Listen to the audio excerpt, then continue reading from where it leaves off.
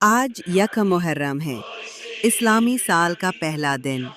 لیکن ایک مسلمان کے لیے یہ صرف تاریخ نہیں، یہ ایک یاد ہے۔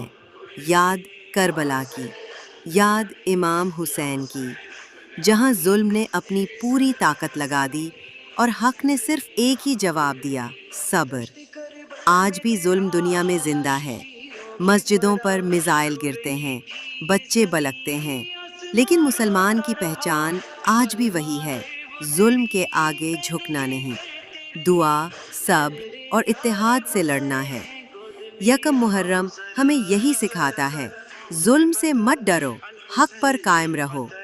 یاد رکھو، فتح ہمیشہ حق کی ہوتی ہے۔ اگر تم بھی ظلم کے خلاف ہو تو کمنٹ میں لکھو لبیک یا حسین۔